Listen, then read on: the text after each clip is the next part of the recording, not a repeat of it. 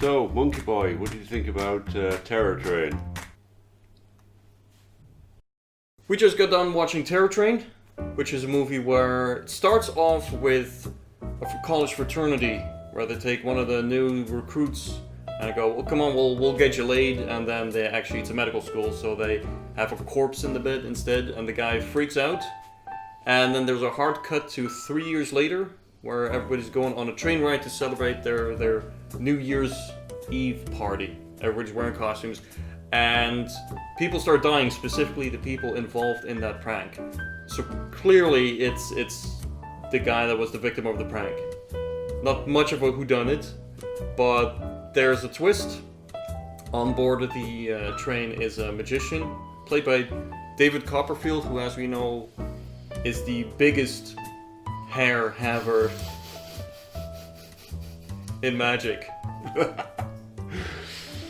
And it's his assistant clearly is a guy.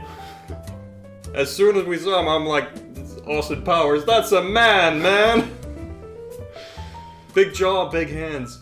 And that's the guy, the victim of the prank, and he's having his bloody revenge. Terror Train, back then you had Terror in Galaxy, Terror at 30,000 feet, Terror in the Inferno. It was just Terror this, that, the next thing, and it was kind of a made-for-TV subgenre movie. The disaster, Yeah. Sunday afternoon disaster. Yeah. It was a family-friendly, PG, Sunday afternoon movie. It had David Copperfield in what happened to him? Who knows? He probably just disappeared in a puff of magic. It is quite nicely shot. Yes. The movie was independently produced and later picked up for distribution by Fox. So they had a very limited setting. It's on a train, you get a bit of a claustrophobic feel, but it's the same 5 rooms really that takes place. In the break room for the staff, there's the party room, the bunk beds, and the bathroom. Yeah. Literally. And some shots outside at a certain point the train stops, so they worked that fairly limited setting. They worked it really well. They created a nice little atmosphere, I thought. So for what they had, I think they did a pretty good job. They did an outstanding job. I found it nice to watch. You know what I was missing in this movie was the big reveal, the exposition. Because you can tell from a mile away that it's the victim of the prank who's killing people, but we don't know why, because we don't know what actually happened in that prank. He freaks out, he starts spinning around, and first I thought he was caught in those drapes and was hung or choked or something.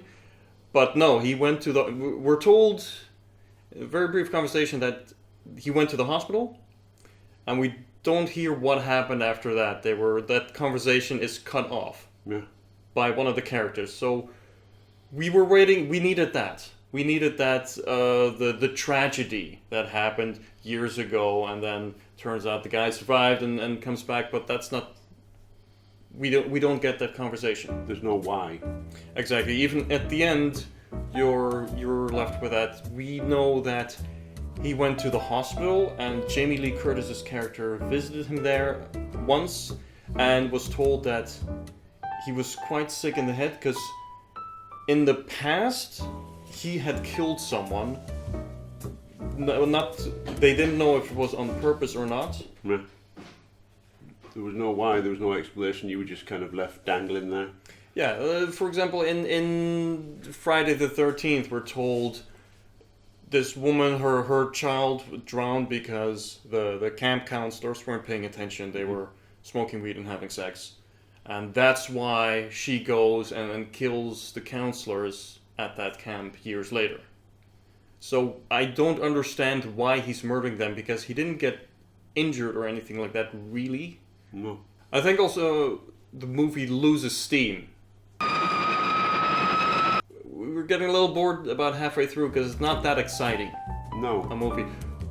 1981 slasher movie with Jamie Lee Curtis, who we know from Halloween 1 and 2, and we know her from, she had a small part in The Fog, she was in Prom Night, She was dubbed the Scream Queen because she had a hell of a pair of lungs.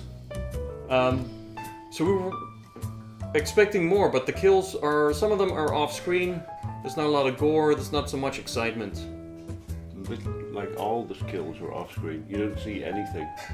There's nothing, and there's a little bit of blood, and that's it.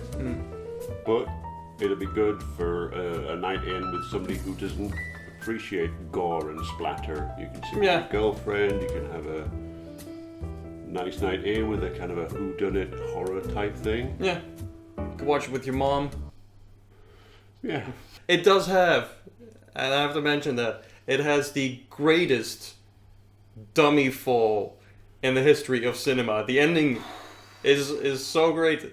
The bad guy gets thrown out of the train, and it's glorious to see just how that fall, how he hits.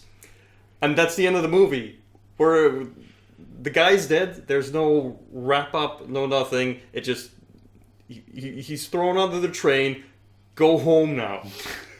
Credits. Credits. It's cool. It's great. Yeah. I give it 5 cabooses out of 7. Out of 7, I give it. Yeah, I would give it 5. We could do one more just for save's sake. I don't know, because I don't know if we were talking or if one of us was interrupting the other. Now, who would that be? I really can't tell. There's no way to find this out. Okay. Yeah, you were always talking though, like over the top of me. You really are.